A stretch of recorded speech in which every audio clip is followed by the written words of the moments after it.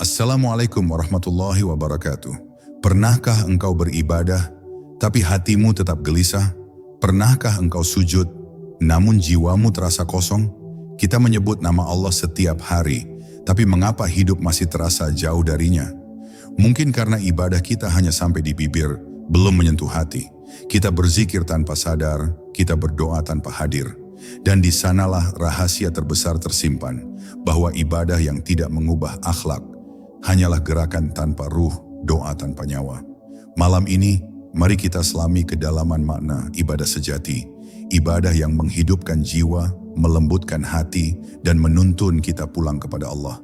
Bersiaplah, perjalanan ini akan mengguncang kesadaranmu. Bab 1. Ibadah yang tak menyentuh akhlak. Banyak manusia beribadah dengan tekun, menundukkan kepala di hadapan Tuhan, namun hati mereka tetap tinggi di hadapan sesama. Mereka sujud dengan tubuhnya, tetapi tidak dengan jiwanya. Ibadahnya menjadi rutinitas yang indah di mata manusia, namun kosong di hadapan langit. Sebab ibadah sejati bukanlah pada banyaknya gerakan, bukan pada lamanya berdiri, tetapi pada seberapa dalam ia menundukkan ego di hadapan Allah. Bila solat tak menjadikan kita lembut, bila zikir tak membuat kita sabar, maka kita hanya sedang bermain dalam bentuk ibadah, belum menyentuh ruhnya. Ibadah tanpa akhlak ibarat wadah tanpa isi, bergema indah namun tak memberi kesejukan bagi siapapun yang mendengarnya.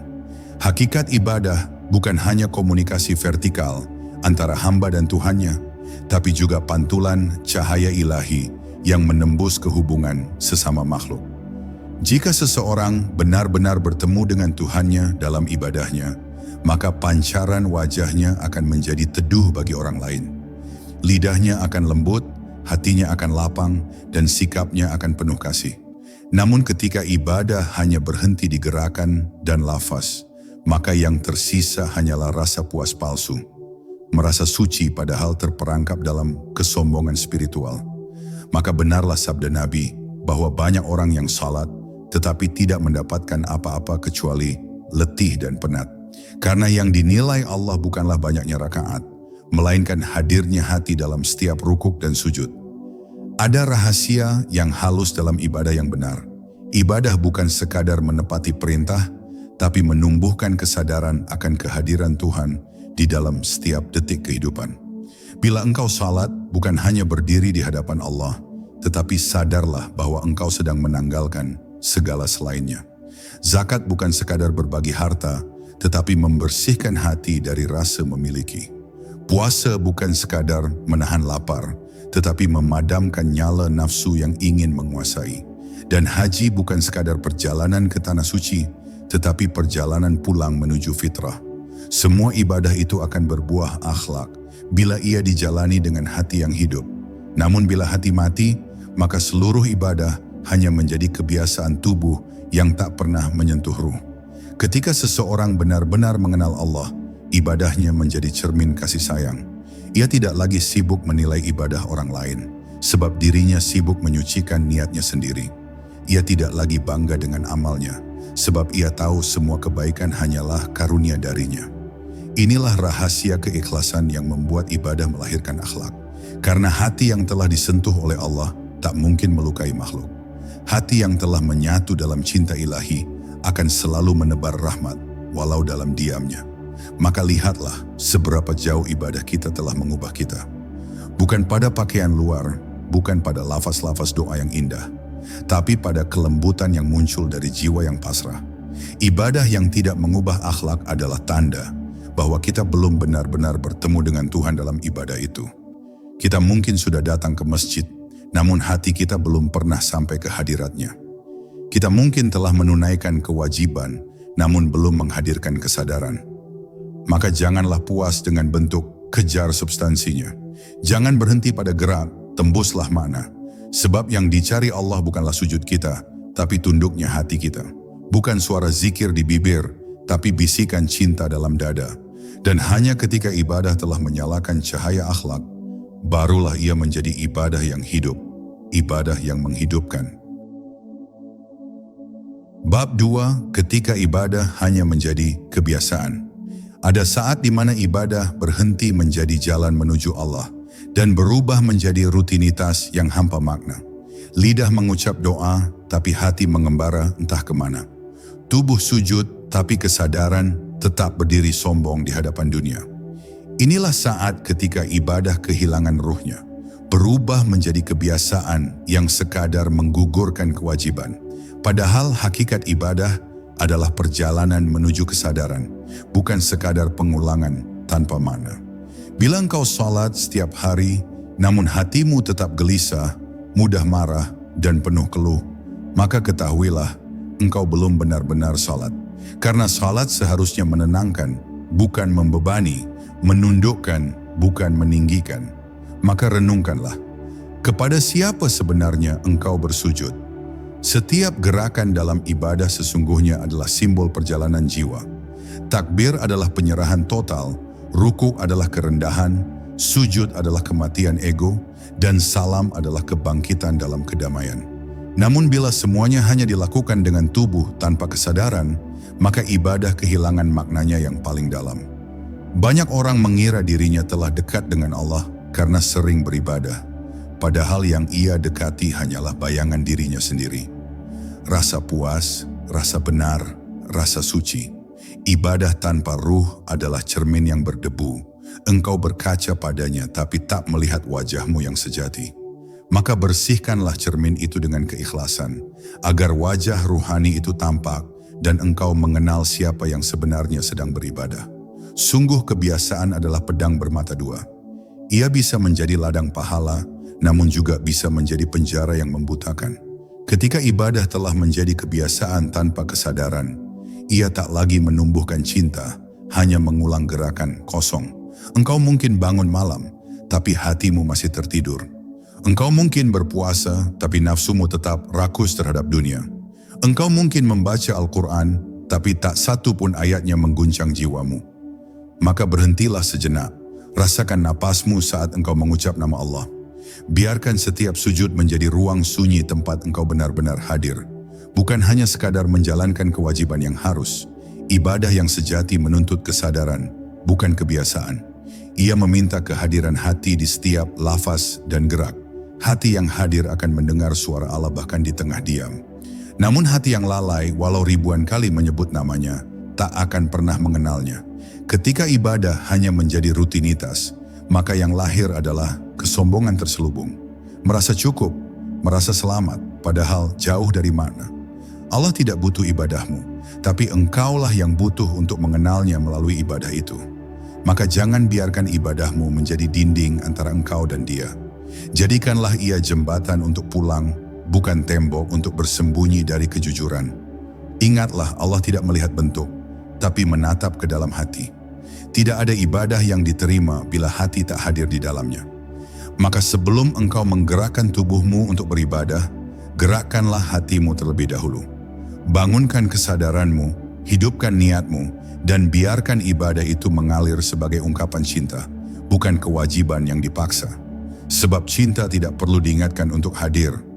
Ia akan datang dengan sendirinya. Dan bila engkau telah mencintai Allah dalam ibadahmu, maka setiap sujud menjadi rumah, setiap rukuk menjadi ketenangan, dan setiap salam menjadi pintu kedamaian. Itulah ibadah yang bukan lagi kebiasaan, melainkan jalan pulang menuju Allah yang Maha Lembut. Bab 3, ketika sujud tak menyentuh hati. Banyak yang bersujud dengan dahi menyentuh bumi, namun hatinya tetap tinggi di atas langit kesombongan. Ia mengira telah merendah di hadapan Tuhan, padahal hanya tubuhnya yang tunduk, bukan jiwanya. Sujud sejati bukan tentang posisi tubuh, tapi tentang kejatuhan ego ke titik paling rendah di hadapan keagungan Allah. Ketika seseorang benar-benar sujud, dunia hilang dari pandangannya. Hanya Tuhan yang tersisa. Tidak ada lagi aku, tidak ada lagi kebanggaan. Yang ada hanya kesadaran bahwa semua milik Allah dan semua kembali kepadanya. Namun bila sujud hanya menjadi formalitas, maka ia tak lebih dari gerakan tanpa makna. Seperti daun yang jatuh tanpa pernah menyentuh tanah rahmat. Sujud seharusnya menyalakan cahaya di hati, bukan sekadar menambah hitungan amal. Sujud adalah bentuk cinta yang paling dalam, Ia adalah cara roh berbicara tanpa suara. Dalam sujud yang hakiki, air mata bukan sekadar emosi, tetapi pancaran jiwa yang tak kuasa menahan kerinduan kepada Tuhannya. Ia menangis bukan karena takut neraka, tapi karena rindu kepada kasih yang tiada batas. Di titik itu, sujud bukan lagi kewajiban, melainkan kebutuhan. Ia menjadi napas, menjadi istirahat bagi hati yang letih mencari makna di dunia yang semu. Maka tanyakan pada dirimu, apakah sujudmu telah menjadi tempat pulang bagi jiwamu, atau hanya menjadi kebiasaan yang kau jalani tanpa rasa? Sujud yang tidak menyentuh hati akan melahirkan kesalehan yang kering, kesalehan yang sibuk menunjukkan, bukan menyembunyikan. Orang yang belum benar-benar sujud akan mencari pengakuan manusia, bukan ridha Tuhan. Ia bangga karena banyak beribadah, tapi mudah tersinggung bila tak dihormati. Ia rajin di masjid, tapi keras di rumah. Ia fasih dalam doa, tapi kaku dalam kasih.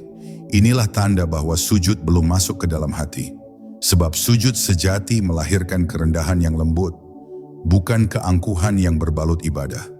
Semakin seseorang mengenal makna sujud, semakin kecil dirinya di hadapan makhluk, dan semakin besar rasa hormatnya pada ciptaan Tuhan. Sujud adalah cermin kejujuran. Dalam sujud, semua topeng runtuh, semua peran dunia hilang. Tidak ada pangkat, tidak ada nama, tidak ada pujian, hanya hamba dan Tuhannya. Namun banyak yang takut untuk benar-benar sujud dalam makna itu. Karena sujud sejati memaksa kita melihat betapa kecilnya diri. Ia membunuh ego yang selama ini kita bela. Ia menelanjangi kesombongan yang kita rawat. Tapi justru disitulah keindahan sujud. Ia menyakitkan bagi ego, tapi menyembuhkan bagi jiwa. Ia memadamkan keakuan, tapi menyalakan ketenangan yang tak bisa dijelaskan dengan kata. Maka barang siapa yang ingin menemukan kedamaian sejati, belajarlah untuk sujud dengan hati yang hidup. Karena hakikat sujud bukan hanya menundukkan kepala, tetapi menyerahkan seluruh rasa memiliki. Sujud bukan hanya menempelkan dahi di bumi, tetapi menempatkan diri di hadapan Tuhan dengan penuh kehinaan yang indah. Disitulah letak kemuliaan hamba, bukan pada tingginya jabatan, tapi pada dalamnya sujud. Bila sujudmu belum mengubah hatimu, ulangilah, bukan dengan gerakan, tapi dengan kesadaran. Hadirkan dirimu seolah itu sujud terakhir dalam hidupmu. Rasakan bumi yang kau sentuh sebagai rahim yang akan memeluk jasadmu kelak. Dan ketika engkau bangkit dari sujud itu, biarkan hatimu lahir kembali, bersih, lembut, dan penuh cahaya ilahi. Itulah sujud yang menyentuh hati, sujud yang menghidupkan ruh, sujud yang dikenal oleh Allah sebelum engkau sempat menyebut namanya. Bab 4, ketika zikir tak lagi menggetarkan jiwa. Banyak lidah yang sibuk menyebut nama Allah, namun hatinya tetap sunyi. Suara zikir bergema di bibir, tapi tak ada getar di dada. Orang menyangka bahwa dengan banyak menyebut nama Tuhan, ia telah dekat kepadanya. Padahal bisa jadi ia hanya mengulang huruf tanpa ruh. Zikir sejati bukan sekadar bunyi, tapi kesadaran yang hadir dalam setiap hembusan napas. Ia bukan diucapkan oleh lidah semata, tapi dirasakan oleh jiwa yang telah tenggelam dalam kehadirannya. Ketika seseorang benar-benar berzikir, dunia seakan berhenti berputar. Yang tersisa hanyalah keabadian dalam nama Allah. Namun bila zikir hanya menjadi rutinitas tanpa kesadaran, maka ia hanyalah gema yang hilang di udara, tanpa pernah mengetuk pintu langit. Zikir adalah jembatan menuju keheningan batin. Ia mengikis lapisan-lapisan gelap yang menutupi cahaya ruhani. Namun banyak yang berzikir dengan tujuan duniawi, agar hati tenang, agar urusan mudah, agar rezeki lancar. Padahal zikir sejati bukan untuk meminta, tapi untuk mengingat. Bukan untuk memperoleh sesuatu, tapi untuk kembali kepadanya. Orang yang benar-benar berzikir tidak lagi menimbang manfaatnya. Sebab bagi mereka, mengingat Allah adalah kebahagiaan itu sendiri. Ia seperti seorang kekasih yang menyebut nama orang yang dicintainya, bukan karena ingin sesuatu, tapi karena rindunya tak bisa ditahan. Maka tanyakanlah pada dirimu, apakah zikir yang kau ucapkan lahir dari cinta, atau sekadar penghibur bagi hati yang masih lalai? Ketika zikir telah menembus hati, ia akan mengubah seluruh pandangan hidup. Engkau akan mulai melihat Allah dalam segala sesuatu, dalam cahaya pagi, dalam napas anak kecil, bahkan dalam kesedihan yang menimpa dirimu. Engkau tak lagi marah pada dunia, sebab engkau tahu semuanya datang dari satu sumber yang sama. Inilah buah dari zikir yang hidup, ketenangan yang tak tergoyahkan, cinta yang tak tergantung pada keadaan. Orang yang berzikir dengan hati akan selalu lembut, sebab hatinya telah menjadi tempat singgah bagi cahayanya. Dan dari hatinya yang lembut itu, lahir akhlak yang meneduhkan bagi siapapun yang berada di sekitarnya. Namun bila zikir hanya berhenti di bibir, maka ia akan melahirkan kesalehan yang kaku. Lidah sibuk memuji Allah, tapi hatinya masih penuh iri, marah dan dengki. Bibir menyebut subhanallah, tapi pikirannya menilai orang lain.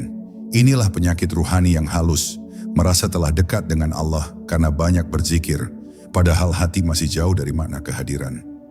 Zikir sejati tak akan menumbuhkan rasa lebih baik dari orang lain. Ia justru membuat kita malu karena sadar betapa kecilnya diri di hadapan Yang Maha Agung. Maka berhentilah menghitung berapa kali engkau berzikir. Hitunglah berapa kali engkau benar-benar hadir saat menyebut namanya. Karena satu kali zikir yang tulus lebih berharga daripada 1000 kali yang lalai. Zikir yang hidup adalah zikir yang membuatmu lupa pada dirimu sendiri. Ia menghapus batas antara engkau dan Tuhan, hingga yang tersisa hanyalah kesadaran bahwa tiada yang ada selain Dia. Inilah puncak dari zikrullah, bukan sekadar menyebut nama Allah, tapi hidup dalam nama itu. Hatinya senantiasa terhubung, matanya memandang dengan kasih, lidahnya berbicara dengan lembut, dan langkahnya dipenuhi rahmat. Ia tidak banyak bicara tentang zikir, sebab seluruh hidupnya telah menjadi zikir. Maka jika zikir belum membuatmu lembut, tenang, dan rendah hati, berarti engkau baru memutar hurufnya, belum menyentuh maknanya. Sebab zikir sejati adalah getaran yang mengguncang ruh, membangunkan kesadaran, dan menyalakan cahaya cinta yang tak pernah padam. Cahaya Allah di dalam dada seorang hamba yang hadir.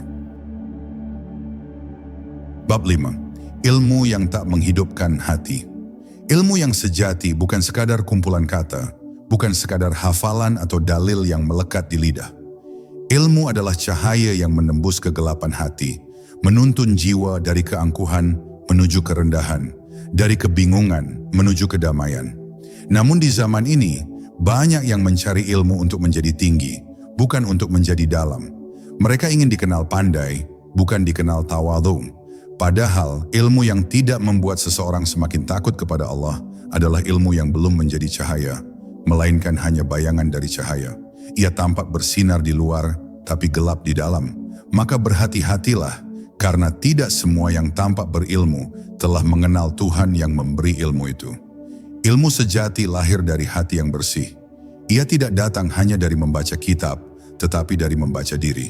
Karena diri manusia adalah kitab Allah yang paling luas, di dalamnya tersimpan rahasia rububiyah yang tak tertulis di kertas.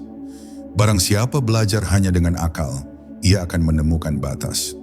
Tapi barang siapa belajar dengan hati yang tunduk, ia akan menemukan kehadiran Allah di setiap pengetahuannya. Itulah mengapa para arifin tidak sombong dengan pengetahuan, karena mereka tahu bahwa ilmu hanyalah pintu, bukan tujuan.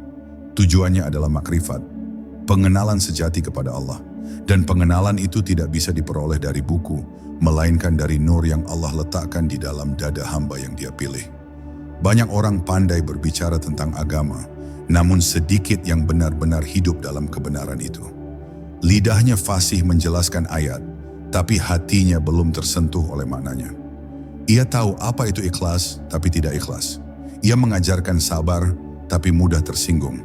Ia mengutip hadis tentang kasih sayang, tapi ucapannya melukai. Inilah tanda bahwa ilmu belum menembus hati. Ia hanya berhenti di permukaan pikiran. Dan ketika ilmu tidak menghidupkan hati, ia justru menjadi hijab yang menutupi dari kebenaran. Orang merasa sudah tahu, padahal yang ia tahu hanyalah kulitnya. Ilmu yang tidak melahirkan akhlak adalah ilmu yang belum menemukan jiwanya. Ia seperti bunga tanpa aroma, indah dipandang tapi tak menyejukkan ruh siapapun yang mendekat. Sejatinya ilmu adalah amanah. Ia bukan untuk membanggakan diri, tetapi untuk menuntun diri dan orang lain menuju cahaya Allah. Orang yang berilmu tapi tidak lembut adalah orang yang kehilangan ruh dari ilmunya. Sebab ilmu yang benar akan membuat seseorang semakin rendah hati, bukan semakin merasa tinggi. Semakin tahu, semakin takut. Semakin paham, semakin malu. Ia tidak akan tergesa menilai, tidak mudah menyalahkan, sebab ia melihat bahwa setiap makhluk berjalan di jalan takdir yang digariskan oleh Allah dengan kasih-Nya. Inilah tanda ilmu yang telah hidup dalam hati. Ia menumbuhkan kasih, bukan perpecahan, menyalakan cinta, bukan kebencian. Maka renungkanlah, untuk apa engkau mencari ilmu? Apakah untuk menambah pengetahuan atau untuk menambah kesadaran? Sebab ilmu yang tidak menambah kesadaran hanyalah beban bagi jiwa. Ilmu yang sejati akan membuatmu diam lebih banyak daripada berbicara, karena hatimu sibuk berdialog dengan Tuhan. Ia membuatmu memandang dunia dengan pandangan rahmah, bukan hukuman. Dan ketika ilmu itu telah berbuah makrifat, engkau akan memahami bahwa segala sesuatu adalah ayat Allah, bahwa setiap peristiwa adalah pelajaran, setiap manusia adalah guru, dan setiap napas adalah pengingat. Inilah ilmu yang menghidupkan hati, ilmu yang tak hanya menerangi pikiran, tapi menuntun ruh kembali ke sumber cahaya, Allah yang Maha Mengetahui. Bab 6. Ketika amal tak menumbuhkan cinta.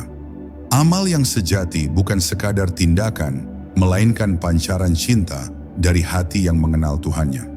Namun banyak amal yang dilakukan tanpa rasa cinta, hanya karena kewajiban atau kebiasaan. Orang bersedekah agar dianggap dermawan, menolong agar dihormati, beramal agar dilihat baik di mata manusia. Padahal amal tanpa cinta adalah jasad tanpa ruh. Ia bergerak, tapi mati di dalam. Cinta adalah rahasia yang membuat amal diterima di sisi Allah. Bila cinta tidak menyertai amal, maka amal itu hanya menjadi catatan di dunia, bukan cahaya di akhirat. Maka jangan tanya seberapa banyak amalmu, tapi tanyalah, seberapa besar cinta Allah yang hadir dalam setiap amalmu? Karena satu amal kecil yang dilakukan dengan cinta lebih agung di sisi Allah daripada 1000 amal besar yang dilakukan demi nama. Cinta kepada Allah adalah bahan bakar dari seluruh amal kebaikan.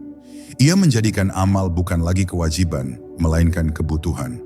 Orang yang mencintai tidak merasa berat untuk berbuat baik, sebagaimana kekasih yang tidak lelah memberi tanpa dihitung. Bila hatimu mencintai Allah, engkau akan menemukan nikmat dalam ketaatan, bukan keterpaksaan. Sujud menjadi kelegaan, sedekah menjadi kebahagiaan, menahan amarah menjadi kemenangan. Namun bila amal dilakukan tanpa cinta, maka yang terasa hanya lelah. Tidak ada kehangatan, tidak ada rasa dekat, hanya kewajiban yang dijalankan demi takut atau malu. Maka berhentilah sejenak dari amal yang sibuk, mengejar pahala, dan tanyakan kepada hatimu, adakah cinta di sana? Sebab amal tanpa cinta tak akan pernah sampai ke hadirat Allah. Cinta adalah ruh dari setiap amal saleh. Ia membuat amal menjadi hidup, bergetar, dan bersinar. Tanpa cinta, amal menjadi kering dan penuh perhitungan.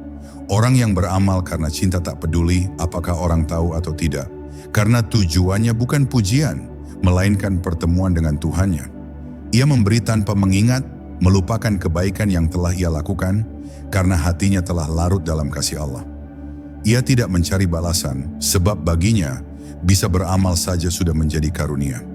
Inilah tanda cinta yang sejati, tidak menuntut, tidak mengharap, hanya ingin menjadi alat kasih Tuhan di dunia. Maka siapapun yang merasakan cinta dalam amalnya akan selalu lembut, sebab ia tahu bahwa semua kebaikan berasal dari Allah, bukan dari dirinya. Namun ketika cinta hilang dari amal, yang lahir adalah kesombongan spiritual. Orang merasa tinggi karena amalnya, merasa lebih suci dari yang lain. Ia berbuat baik, tapi hatinya menghakimi. Ia memberi, tapi dalam diamnya ia berharap dibalas. Ia menolong, tapi hatinya menyimpan rasa ingin dihormati. Inilah penyakit halus yang membuat amal kehilangan ruhnya. Penyakit yang membuat kebaikan berubah menjadi ujian bagi jiwa. Amal yang tidak menumbuhkan cinta hanya akan mempertebal ego, bukan menumbuhkan kerendahan. Padahal semakin tinggi seseorang dalam cinta kepada Allah, semakin rendah ia merasa di hadapan makhluk. Karena ia tahu, semua amal hanyalah cara Allah meminjam tangannya untuk menebar kasih di bumi. Maka jika engkau ingin amalmu diterima, tanamlah cinta di dalamnya. Jangan beramal karena ingin sesuatu dari Allah, tapi karena ingin bersama Allah. Biarkan setiap kebaikan menjadi persembahan, bukan perhitungan. Ketika engkau menolong, rasakan bahwa Allah sedang menolong melalui dirimu. Ketika engkau memberi, sadari bahwa itu bukan hartamu yang keluar, melainkan cinta Allah yang mengalir melalui tanganmu. Dengan begitu, amalmu menjadi doa yang hidup, zikir yang bergerak, cinta yang nyata. Itulah amal yang menumbuhkan cinta. Amal yang tidak sekadar mengubah dunia, tetapi mengubah dirimu menjadi cermin kasih ilahi di tengah kehidupan. Sebab 7, ketika hati tidak lagi mengenal rasa syukur. Ada waktu di mana hati menjadi kering, bukan karena kekurangan nikmat, tetapi karena kehilangan rasa syukur. Lidah masih mampu mengucap Alhamdulillah, namun hati tidak lagi bergetar. Kita melihat karunia Allah setiap hari, namun mata batin telah buta oleh kebiasaan. Nikmat yang dahulu membuat kita tersenyum kini dianggap biasa, bahkan dilupakan. Inilah tanda bahwa hati mulai tertutup oleh debu kelalaian, terlalu sibuk menghitung yang belum dimiliki, hingga lupa mensyukuri yang telah ada.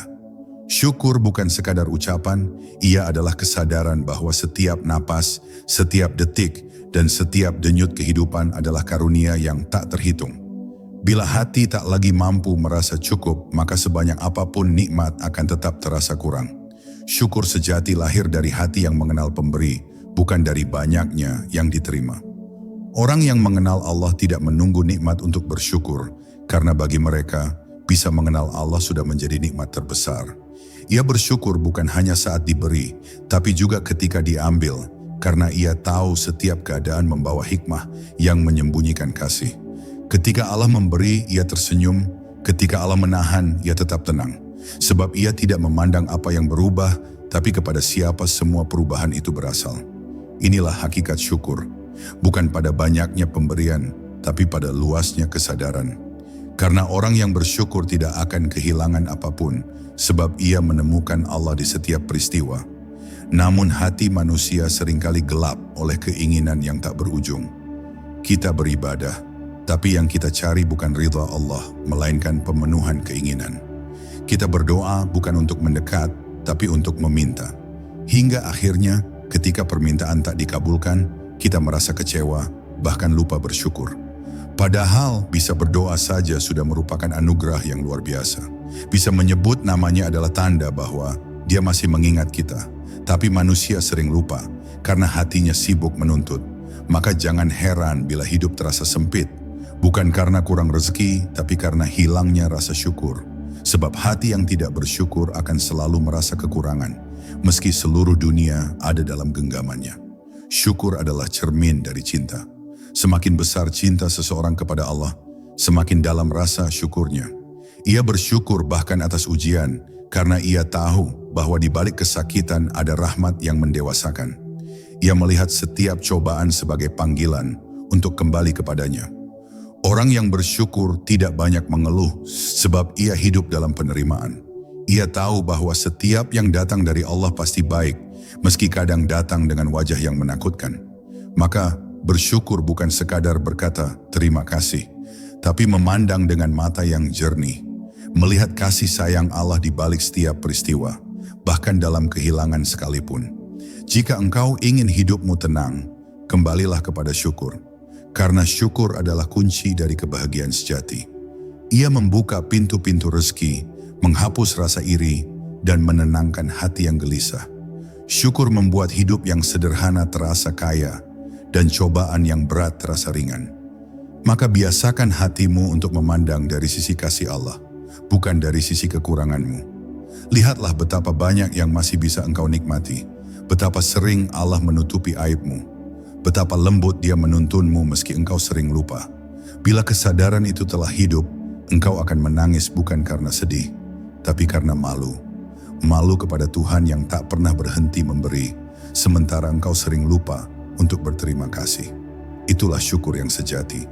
Diamnya penuh makna, tenangnya penuh cinta, dan hidupnya menjadi doa yang tak pernah berhenti.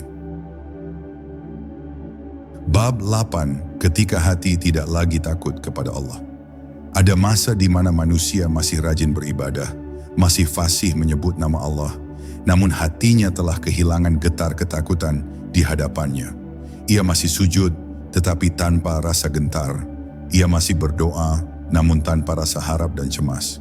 Ketakutan kepada Allah bukanlah rasa takut seperti kepada hukuman, melainkan kesadaran yang dalam bahwa kita selalu berada di hadapan Yang Maha Agung. Takut yang dimaksud bukan menakutkan, tapi menundukkan. Rasa gentar yang lembut, yang membuat hati tidak berani berbuat dosa, bukan karena takut siksa, tapi karena malu kepada cintanya. Namun ketika hati telah keras, rasa takut itu sirna. Ibadah menjadi rutinitas. Dosa dianggap biasa dan maksiat dilakukan tanpa rasa bersalah. Inilah tanda hati telah jauh dari nur ilahi.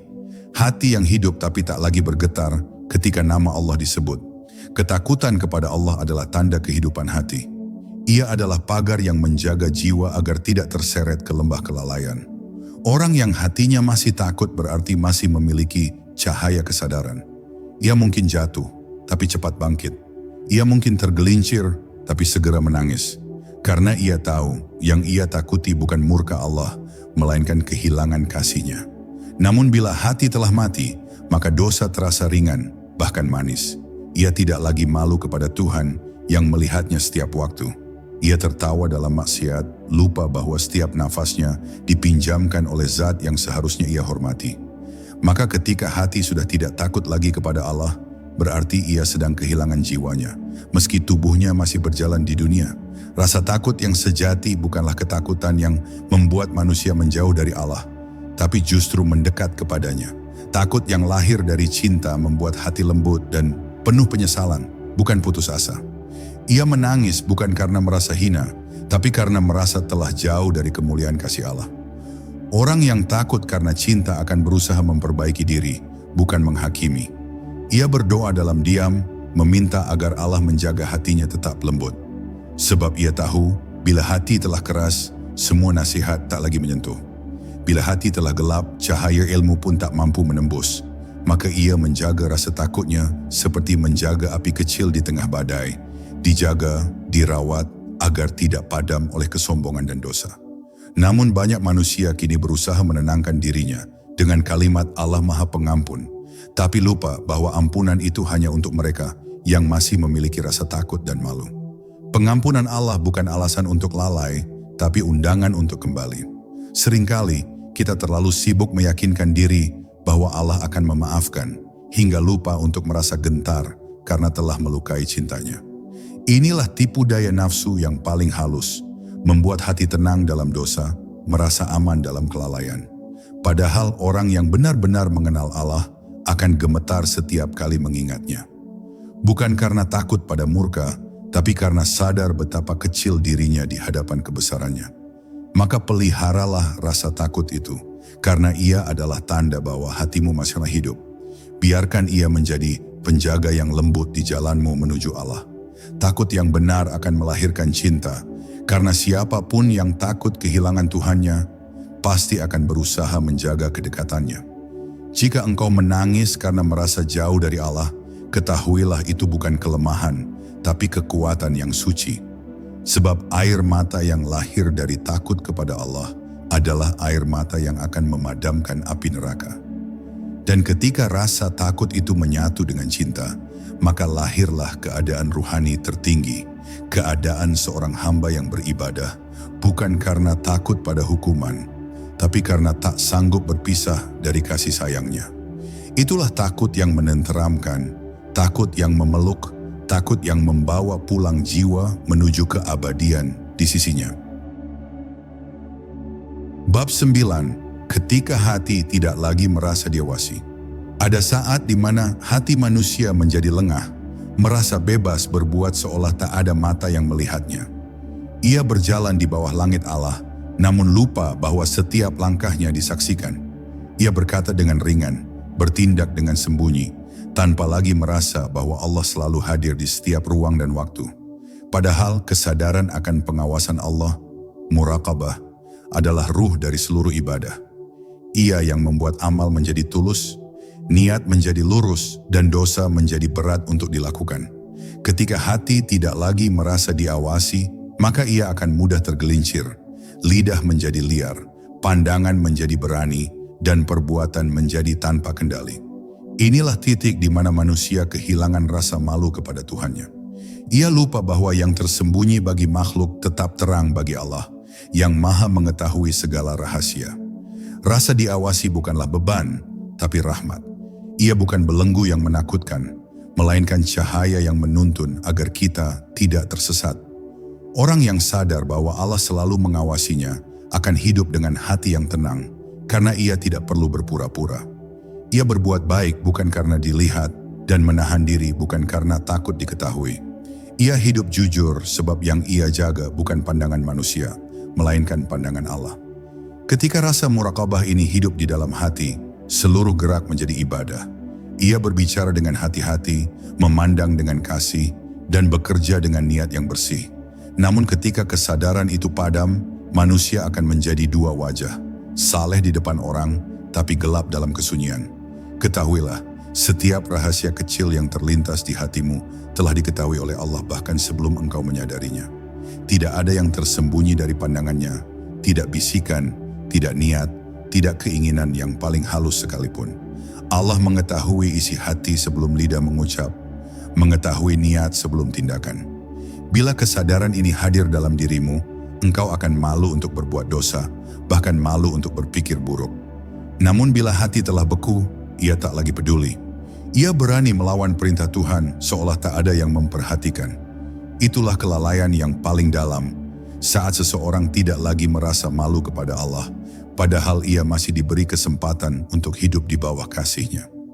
Orang yang selalu merasa diawasi Allah tidak akan pernah merasa sendiri. Dalam kesunyian, ia merasa ditemani. Dalam keramaian, ia tetap bersama Allah. Kesadarannya menjadi benteng dari segala tipu daya dunia. Ia tidak menipu meski mudah, tidak berbuat curang meski bisa, tidak berbicara dusta meski tak ada yang tahu. Karena bagi hatinya, pandangan Allah lebih nyata daripada pandangan manusia. Inilah puncak dari keimanan yang hidup, berbuat seakan-akan melihat Allah, dan bila tidak mampu, yakinlah bahwa Allah selalu melihat. Dari sinilah lahir akhlak ihsan, kesempurnaan perilaku yang tumbuh dari kesadaran bahwa Allah selalu hadir. Maka hidupkan kembali kesadaran itu sebelum semuanya terlambat. Setiap kali engkau berbuat, tanyakanlah kepada hatimu, apakah Allah ridha dengan ini? Setiap kali engkau berkata, bisikkan dalam jiwamu, apakah ini akan membuatku dekat kepadanya atau menjauh? Dengan begitu, hidupmu akan menjadi zikir yang panjang, dan setiap gerakmu akan bernilai ibadah. Sebab orang yang selalu merasa diawasi tak akan pernah berani berbuat zalim, bahkan pada dirinya sendiri. Ia akan menjaga pandangan, ucapan, dan hati dengan penuh kasih, karena tahu bahwa setiap helaan napas disaksikan oleh Zat yang Maha Melihat. Dan ketika kesadaran itu telah menetap di hati, maka seluruh hidupmu akan berubah menjadi taman kejujuran, tempat di mana setiap detik menjadi ibadah dan setiap diam menjadi zikir. Bab 10. Ketika ibadah menjadi jalan pulang.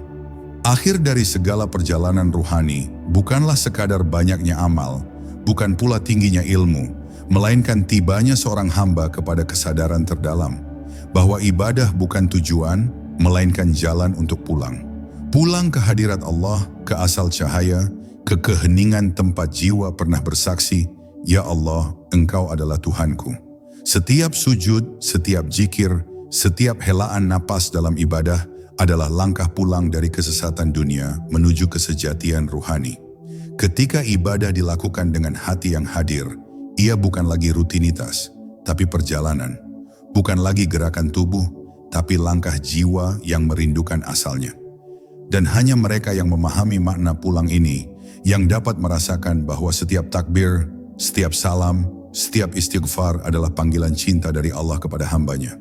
Namun betapa banyak orang beribadah tanpa pernah merasa sedang pulang. Mereka berdiri di hadapan Allah, tapi hati mereka tertinggal di dunia. Lisan berzikir, tapi pikirannya berlari mengejar kehidupan. Mereka menunaikan kewajiban, namun tidak merasakan kedekatan. Padahal ibadah sejati adalah ketika seorang hamba tidak lagi merasa melakukan sesuatu untuk Allah, tapi menyadari bahwa semua itu adalah kasih sayang Allah yang sedang menuntunnya kembali kepadanya. Syalat bukan tugas, tapi pertemuan. Puasa bukan beban, tapi penyucian. Zakat bukan kewajiban, tapi kelegaan bagi jiwa yang belajar memberi. Bila makna ini hidup dalam hati, maka setiap ibadah akan menjadi pengalaman ruhani yang menggetarkan.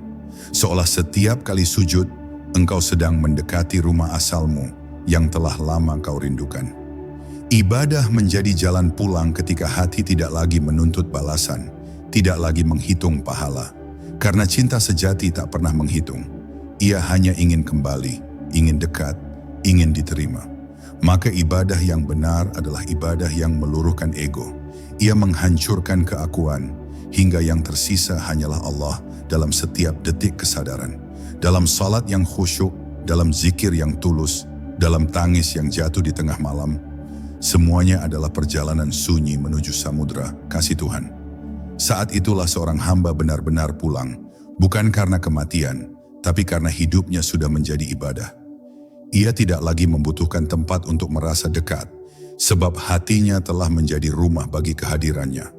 Namun untuk sampai di sana, seorang hamba harus melewati jalan yang panjang.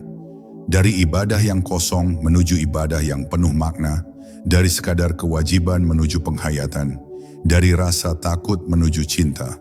Ia akan jatuh, bangkit, tersesat, lalu menangis lagi. Tapi selama hatinya tetap mengarah kepada Allah, maka langkahnya tidak pernah sia-sia. Karena setiap sujud yang tulus adalah tanda bahwa Allah masih memanggilnya pulang. Tidak ada dosa yang terlalu besar bagi mereka yang masih mau kembali. Tidak ada jarak yang terlalu jauh bagi mereka yang masih mau menempuh jalan ini. Yang dibutuhkan hanyalah satu hal. Kejujuran hati untuk mengakui bahwa tanpa Allah, kita tersesat dalam diri sendiri. Maka ketika ibadahmu telah membuatmu lembut, rendah hati, dan penuh kasih, ketahuilah, engkau sedang berada di jalan pulang. Ketika engkau tidak lagi beribadah karena takut neraka atau ingin surga, tapi karena tidak sanggup hidup tanpa cintanya, itulah saat di mana ibadahmu telah menjadi perjalanan ruhani yang sejati. Di sanalah akhir dan awal bersatu. Seorang hamba kembali kepada Tuhannya, bukan karena kematian, tapi karena hidupnya telah menyatu dengan makna ibadah itu sendiri. Dan ketika Allah menyambutmu dengan kasih-Nya, engkau akan menyadari satu hal, ternyata jalan pulang itu tidak jauh. Ia selalu ada di dalam hatimu, menunggu untuk dibuka oleh keikhlasan sujudmu. Karena sesungguhnya tidak ada jarak antara hamba dan Tuhannya, kecuali kelalaian. Dan tidak ada perjalanan yang lebih indah daripada pulang kepada Dia yang telah menunggumu sejak awal keberadaanmu. Pada akhirnya, bukan banyaknya sujud yang membawa kita dekat kepada Allah, tapi seberapa dalam hati kita tersujud di hadapannya. Ibadah sejati bukan tentang ritual yang panjang, tapi tentang perubahan yang nyata. Ketika akhlakmu menjadi lembut, itulah tanda ibadahmu diterima. Dan saat hatimu tenang dalam cinta Allah, ketahuilah, engkau telah sampai bukan di akhir perjalanan, tapi di awal kepulangan yang sejati.